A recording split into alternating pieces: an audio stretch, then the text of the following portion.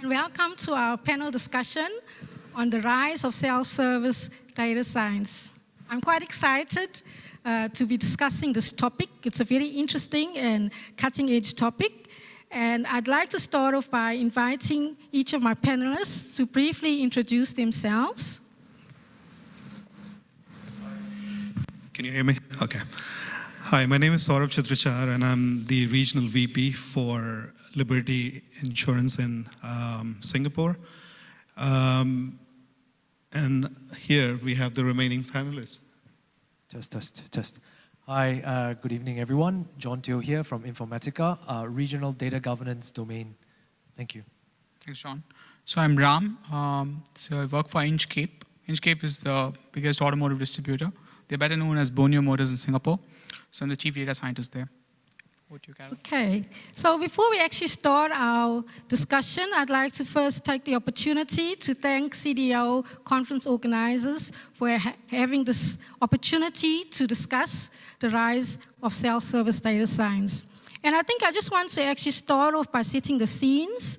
And I think we're all aware of the growing interest in understanding the patterns in data, in being able to extract insights from data, and most importantly, to be able to have a system that quantifies information accurately and provides information for the company in a timely manner.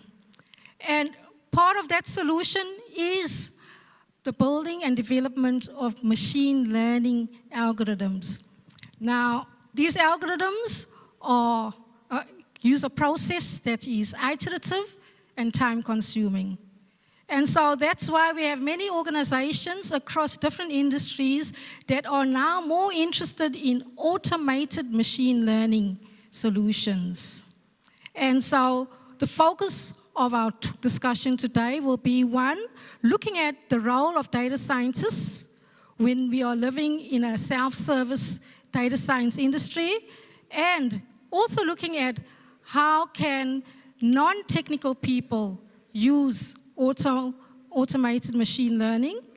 And we'll also look at the aspect of governance and how organizations can have processes to ensure that their data science or their data strategies are successfully deployed. So I'm going to start with a basic question. And my first question is, we have on one hand a shortage of data scientists. And at the same time, we have the expansion of automated machine learning platforms. And so I want to ask Ram, right, with the expansion of auto machine learning platforms, how do you think it complements the role of a data scientist? Thanks, Carol. So I think it's an interesting mix, right? So if you think most companies are struggling in terms of demand and supply, with more demand for data science and data and AI products. And the approach that, at least what we take in Inchcape, is to try and see one aspect is how do we upskill our business analysts and engineers within the company to use AutoML tools so they can also start contributing towards data science solutions where we don't rely on a small pool of data scientists alone. At the same time, to sort of accelerate pace, where AutoML really helps us is to the time to value for data. Because if you ask any company, any enterprise company, they build a data lake first and it takes 6-8 months before they build their first model. And it takes another year, maybe sometimes, to create value of that model. So what we do with AutoML is try and see how quickly can we get from a data to a model.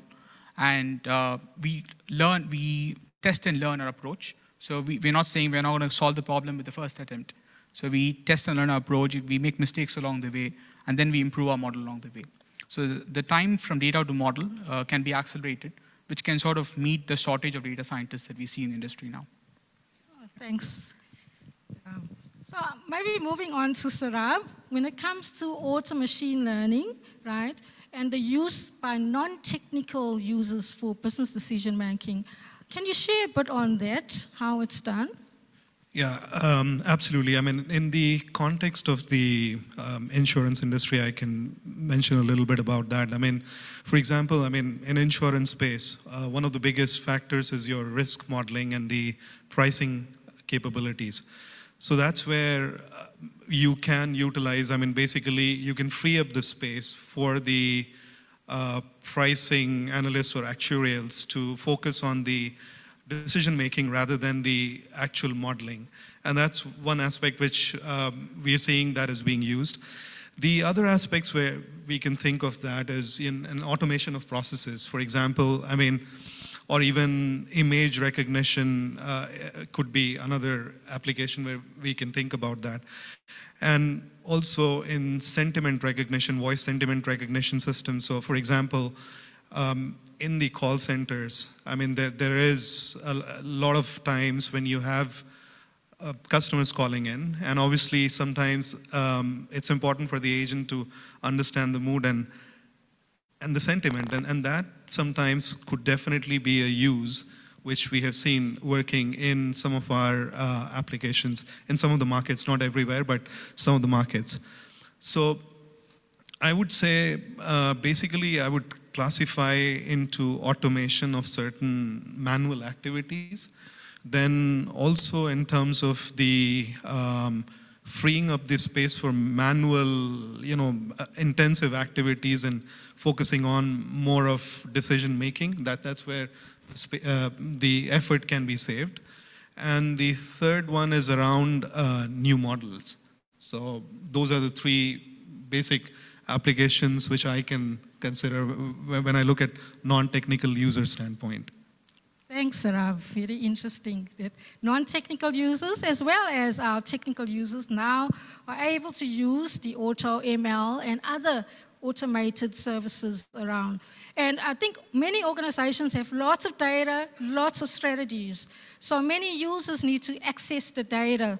So I want to reach out to John, right, an expert in data governance, to understand what would be the key elements for companies to execute in order for their data strategies to be successful. Thanks, Carol.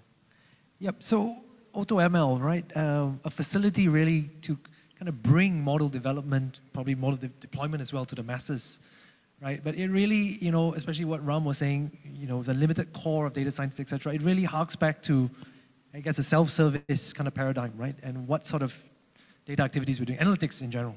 So from a governance perspective, really, I think some of the challenges they would face in this AutoML space, right, are quite similar in the sense that, really before we get to the development stage, right, we need to find the data, we need to understand what the terms of use are if we are representing a consumer, whether it's data science or otherwise. Right? We need to understand whether or not there's cleansing required and what the quality prior is.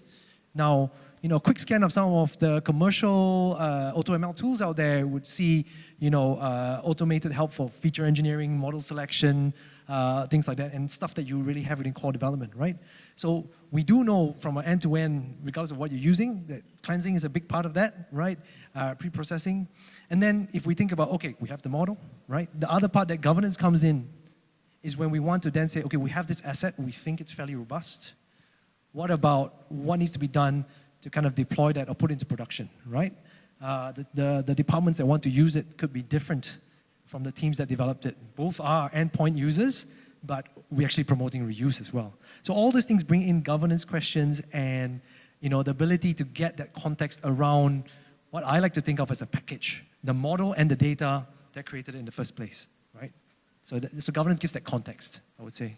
Hope I haven't gone too far. Yeah, thanks. Thanks so much, John. I see we have quite a few questions from our audience and those that are online, so let's now take one of the questions. I'd start with the one that says, how do you encourage business users to challenge the AI model outputs, especially if the model drifts? Would they be penalized? Ram, would you like to take that one? Sure, Carol.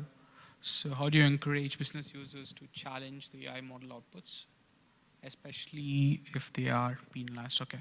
So I think we have a model in which at least we want to encourage everybody to do the model, but for us to get to production or get to the final stage, we have a thorough governance process. So I think this is where the importance, right? So what AutoML sort of presence view is that you can just plug in and everything is going to work. From feature engineering, from model deployment, from productionization, everything is going to work automatically. But that's never the case. It's important that you manage the model properly, you monitor the model properly. So building the model is probably the very first step. And then there's a big aspect that you do after that we call as ML ops, where we do things like data drift, feature drift.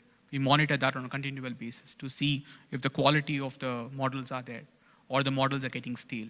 So that's a part that the more technical team usually handle, but we still want to encourage everyone, business users, to even start looking at models so they are empowered in some way to start doing it. Because otherwise what happens is, to come back to your first question, Carol, we're limited to the central team of 10, 15 data scientists, expecting them to solve all of organization's problems. And that's never going to set you up for success. So it's important to empower everyone, but at the same time have a governance structure to ensure that things don't go out of hand.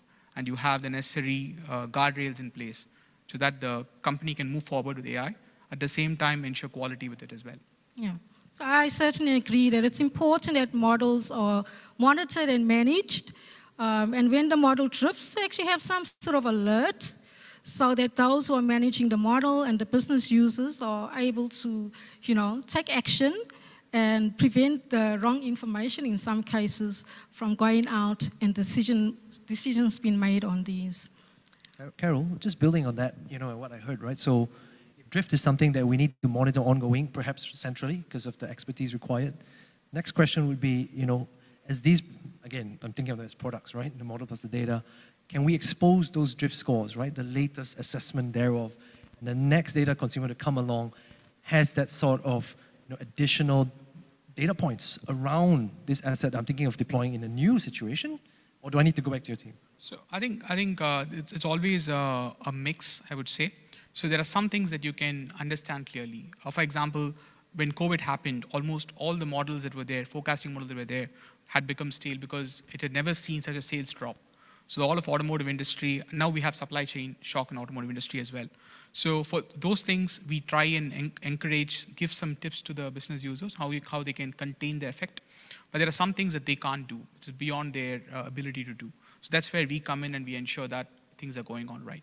So penalizing the business users would not be the option. So that would never be the option. So, but educating them would be an option.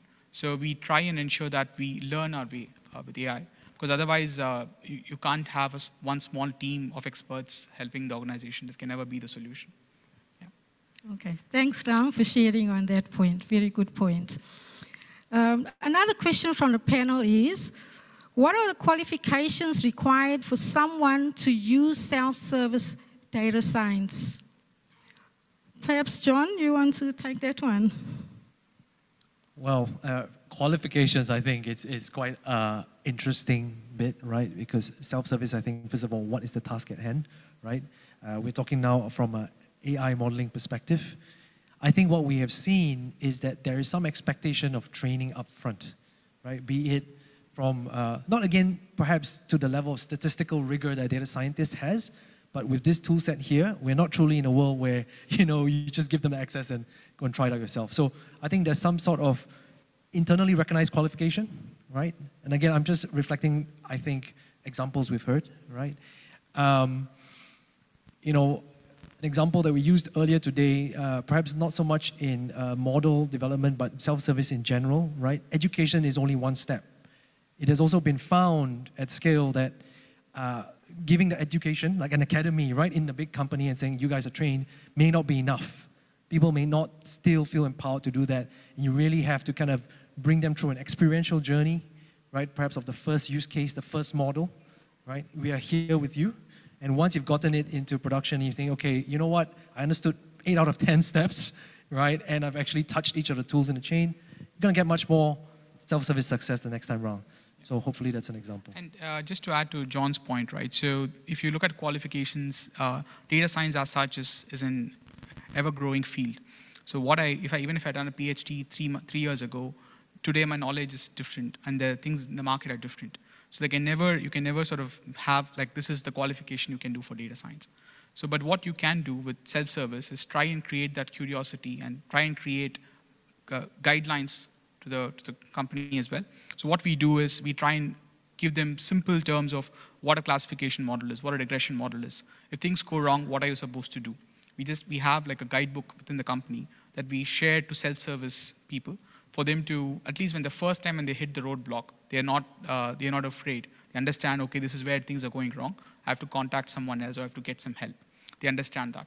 So it's important to give that knowledge and guidance, and more like sometimes even a buddy program or a mentor program can also help to ensure that you sort of handhold them until they are ready to be doing this themselves.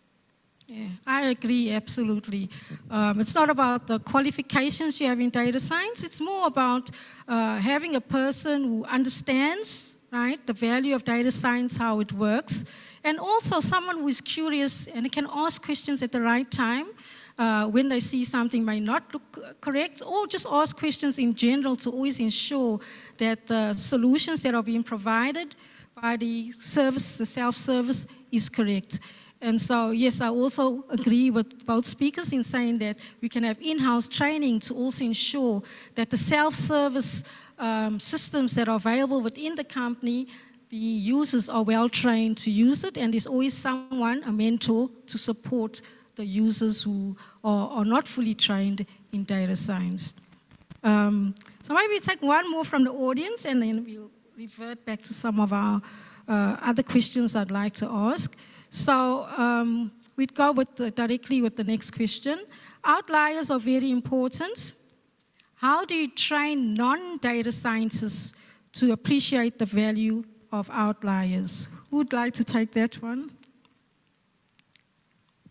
I think I can try that. So one of the things is when you talk about outliers, which are exceptions mostly, I think one of the things is all around ensuring that the so non-data scientists or normal business users, they understand the value of, the experience helps, one thing, which is super important, because when you're thinking about a data set and there are outliers, so one of the things is also the experience of the individual business users, which becomes important. The other thing is also looking at a little bit of mentoring and the buddy system, which Ram just mentioned about, because the moment you look at outliers, maybe the business user or the non-data scientist is not fully aware of what could be the impact of ignoring completely an outlier. Now, so in that case, what becomes important is once you buddy up with someone who has an experience, that could help gaining that insight, and it's an experiential learning.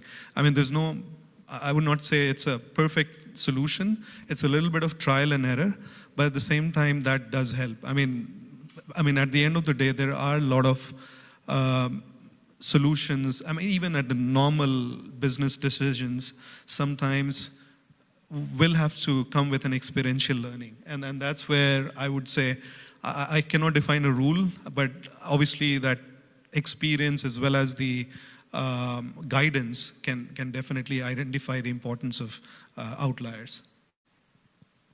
Yes, so I think certainly the outliers are very important, and sometimes the data is true to itself in being an outlier, but it's more about, again, questioning the data, right? Is it an outlier? Yes.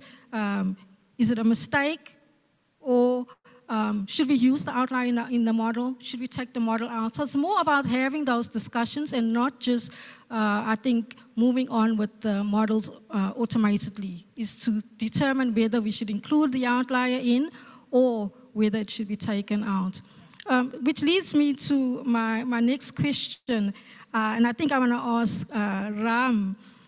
It's not all about automated machine learning, right? What would you say are some of the required steps that should be taken before actually running the auto machine learning model? I think it's a very thoughtful question, and so I just read this article somewhere that the first rule of machine learning is not to do machine learning.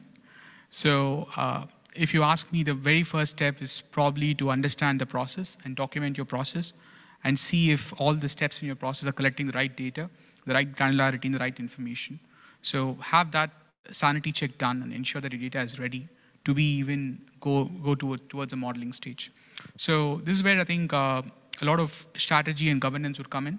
So it's really important that companies, and especially even data starting, so data doesn't become like a separate or a siloed entity. It is part of the company's strategy, and they understand, okay, I'm doing this strategy. What kind of data science model should I do to achieve that? If I want to improve my sales, what kind of model should I do? If I want to improve my after sales, what should I do? So they should start planning in that way to ensure that whatever they do is creating value.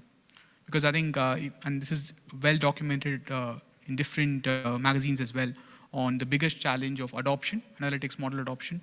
Building the model is probably the easiest step, but how do you adopt it, how do you maintain it, and how do you ensure that you have a long-term strategy around it? So I think that's having that data and strategy and governance mindset is probably the most important thing. Thanks for sharing, Ram. Okay, so maybe we stick a little bit on the topic. I think earlier we were speaking about auto machine learning, right? And we know that many organizations may prefer to run their automated machine learning on-premise. Other organizations may prefer to run their automated machine learning in the cloud. Some may prefer a hybrid. Some organizations may even prefer multi-cloud, like running their automated machine learning models on AWS and Azure, for example. So maybe I ask Sourabh, what do you think are the benefits and the challenges of the different approaches that different organizations are using in terms of, for example, multi-cloud? Yeah, that's a very interesting question. So one of the things is obviously it depends on the maturity and what stage of implement, whether you are at the build stage or you are at the implementation stage. Because, you know, when you look at the cloud, it's great. I mean, obviously offers a lot of flexibility, you know, dynamic scalability capabilities, etc. But one of the challenges is the costs can go up very, very quickly. And depending on, and also your, you know, things like your storage, CPU, GPU, etc., from an operations standpoint. So one of the things will be to understand which stage you are at. That's number one. Number two, and where are you going to go, right? So from there, so what's your vision and where do you want to go? And depending on that, I mean, and also depending on the industry sometimes. So for example, when you're talking about financial services, where data is critical and privacy of data becomes super important because you're talking about not just financial data, but also customer data. So there, a lot of times, there is a tendency to keep it on-prem because, you know, that way you can manage your costs. And could be also, and where if you think that, okay, you have the right skills and the capability within the organization, so then in that case, you can also move on to a private cloud sort of a setup because that could help address the governance, data security, as well as at the same time, it gives you the flexibility to ramp up and when it comes to implementation, you will be in a much better stage. But I mean, is there a perfect solution? Probably not, because it depends on where are we going towards and what stage where we are at. So, thank you. Thanks, Sourabh. Maybe, John, before we move on to the other audience questions, is there anything you would like to add on to that, what Sourabh has said? Sure, thanks. Yeah, so, you know, I think completely agree with Sourabh. What he's described probably reflects a lot of what we encounter as well. I think almost to the organization, right? We typically see there's nobody who's pure cloud or pure on-prem, right? You're typically dealing with a mix of those environments. Now, of course, in the context, again, of ML-focused development, default, I guess, Cloud Data Lake is where we start our stuff. Doesn't mean that's where we end up deploying it, right? And in a sense, you know, even, I mean, there will be organizations that are, for various reasons, but certainly not because of cost, ending up, you know, working with multiple clouds as a deliberate cloud strategy, not by accident, right? So I think, you know, the underlying statement or the underlying foundation to a lot of this activity, not only are the users and the developers, right, the business developers of this AutoML initiative distributed across, we're going to have to anticipate the environments we're working in are also, distributed of various sorts, right? So, all the things we spoke about for governance before, if you have that data product or that data plus model product, wherever it lies at this point of time, and how do we move it across seamlessly, right? I think cost considerations are key, right? Don't move your data to every single place that you want to process, move your processing to data, right? I think folks kind of understand that by now. So that platform really needs to be ambidextrous or multidextrous to deal with this hybrid approach. I think that's kind of a given, or one of the principles we're looking for, right? Okay. Thank you. I think both speakers are actually alluding to one method doesn't suit everyone. It all depends on the organization's core objectives and the environments in which the organization already operates in. So let's take a question now from our audience. And there's a question: data meshes offer a better approach to governance.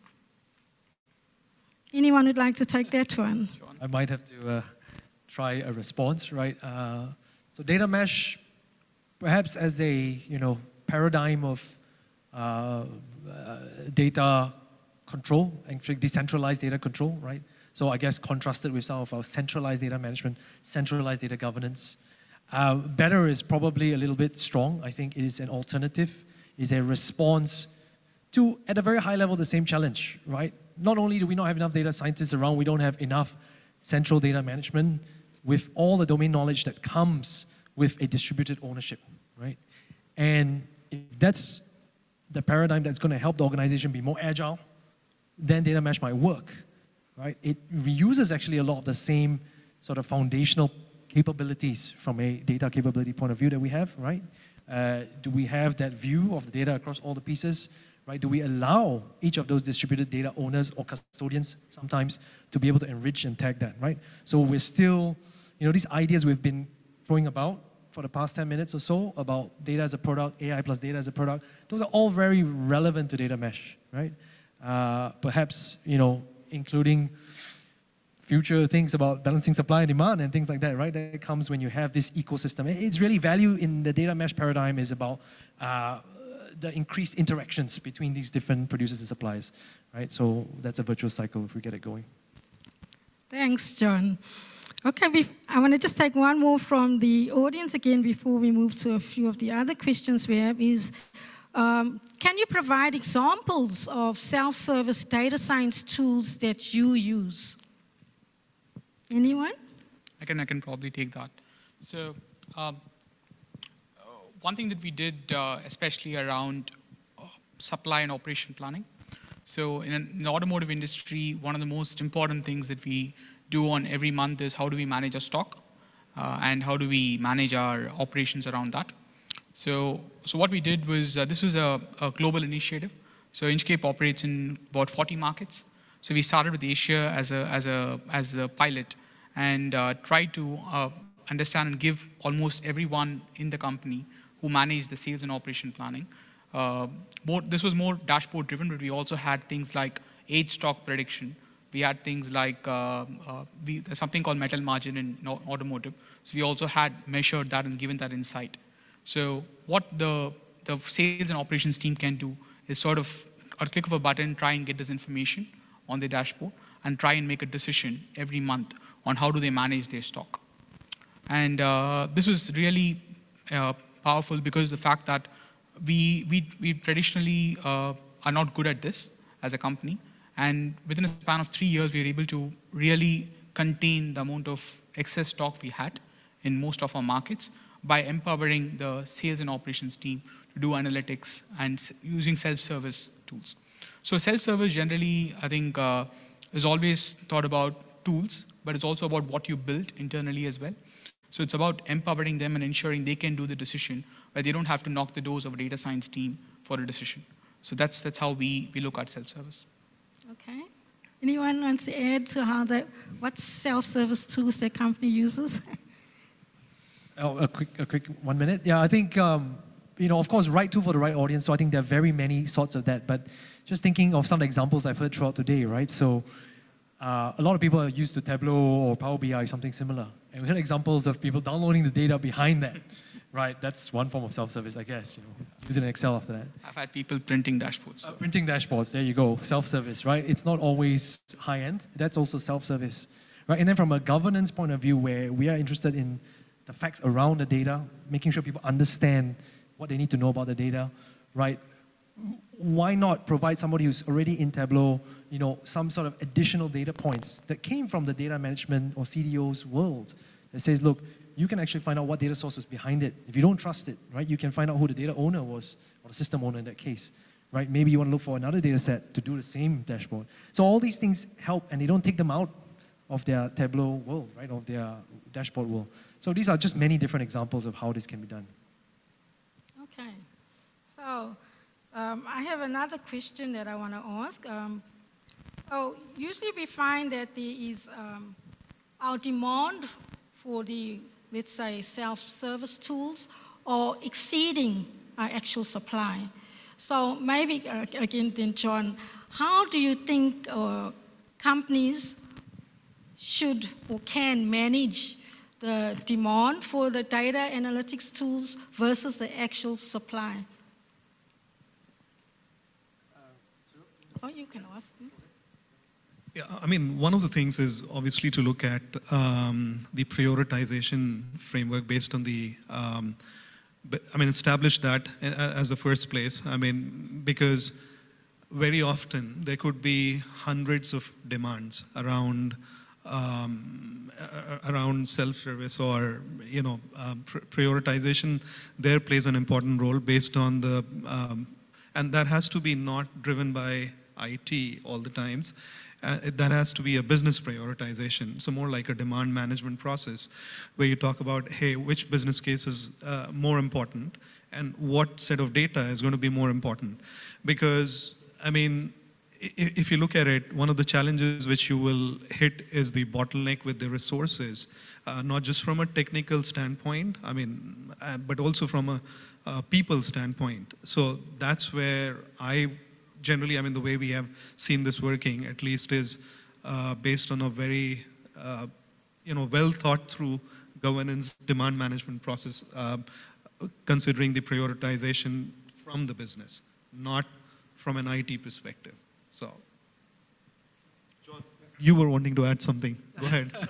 No, thanks, sir. I mean, that's certainly classic, right? That's always a prioritization exercise.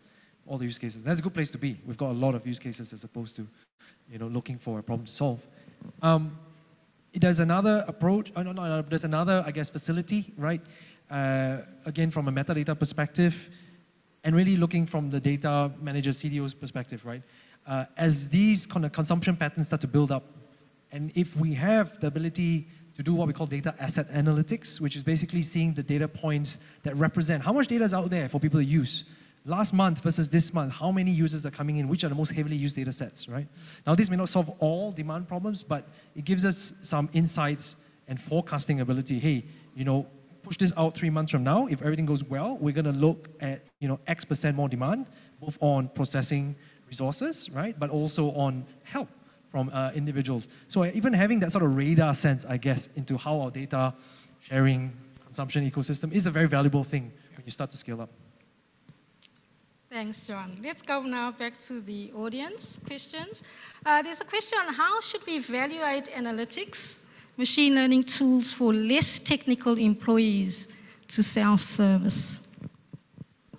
Okay, so there are a lot of tools in the market. So most of them, self-service tools, usually have a GUI, low-code, no-code environment. It's quite easy to understand. But I think that's probably from a tool standpoint. And if you see, even in that, there are some tools towards GUI. It may cater to a more technical audience because of the fact that it allows you to do things like hyperparameter tuning, things like model optimization that someone who's a non-technical user would not want. And there are some tools, what I call as Excel on steroid kind of tools that allow you to do a powerful version of a pivot table or a more ability to connect 3 or 4 Excel sheets to get some insight. These are probably the ways in which we have the employees. So should we evaluate analytics and ML tools like for less technical? So I would say, I think first thing is low code, no code, probably the first approach. And the second approach is in terms of how intuitive it is and how easy it is for people to use. These are probably two things I would say. Not more on the ability to do AI and ML, because that's pretty much like democratized if you ask me. So every tool now has an ability to do forecasting, has an ability to do NLP. So that's pretty much democratized. Yeah. Thanks. Thanks, Carol. Okay. Maybe we'll just do one more round of questions, short ones, because it seems our time is up. And I'd like each of the panelists maybe to give one key takeaway message for our audience with regards to auto machine learning self-services. So the most important thing for me is to be able to be open. I mean, have a data strategy in place, first of all. And that forms the foundation for the rest of the methodology which you'll apply. Yeah, so one takeaway I think is that, we think of this as an end-to-end governance issue, right? Or operating model, sometimes as they call it. So self-service, it looks like something from a usability UI perspective, but really it's all the work that's gone before. Get the data ready, process ready, and that really makes it sustainable over time. So I think one thing, if you ask me, is there's a lot of focus on model. So what people call is we have to probably move to more data-centric AI, and that's where I feel the future will be. So it's not about how quickly you can build a model, but also how good is your data is. And to touch on John's point on the things that you do before even you do the model, that's probably the most important thing. Yeah. Thank you. So I think we have had an interesting discussion. Please join me in thanking our panelists for their interesting discussion. Thank you. Thank you. Thank you, Carol, and thank you for the rest of the panelists. The photo taking.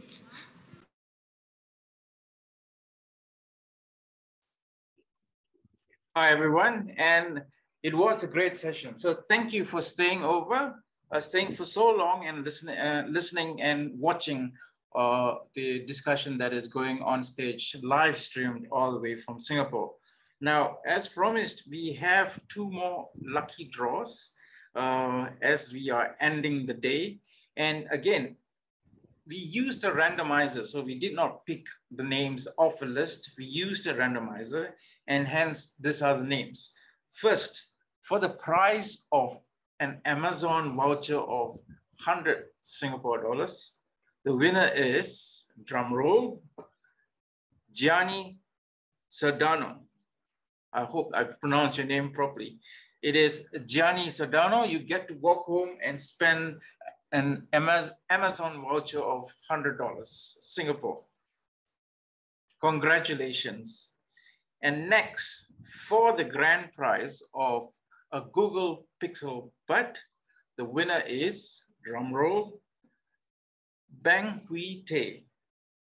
Bang Hui Te, you get to hear with clarity with Google Pixel Bud. You are the winner for this grand prize. Congratulations from all of us.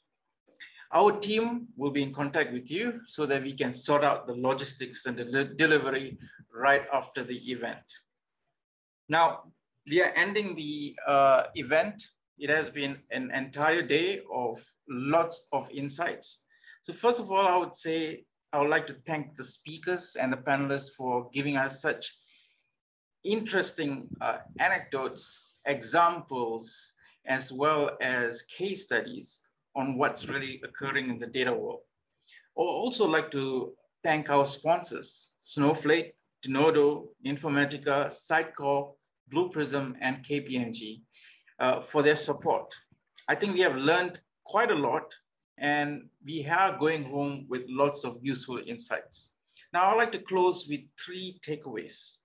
We are just starting our data and AI journeys. So what we have heard is that we are about to move away from the hype and answer and tackle real difficult questions. So for me, it is really exciting times. Second, we have to keep the human as part of our data and AI journeys. We can only attain digital superiority once we crack the human questions. Technology alone is not going to answer all the questions. And the last takeaway, running a hybrid event is hard, very hard. But from what we have seen today, it can be done. So look out for our future events. We have a DJ Live event, which is like a 2-panel discussion virtual on the 14th of July. And our Hong Kong Summit, which is a hybrid event in 19th of October. Again, remember, we still want to hear from you. So do fill out those feedback forms if you have not. The link is in the chat box and the QR code is on the holding slide. We really want to hear from you as it would actually shape our editorial journey moving forward. But for now, please stay safe and healthy, and we hope to see you the next time. Thank you for joining us.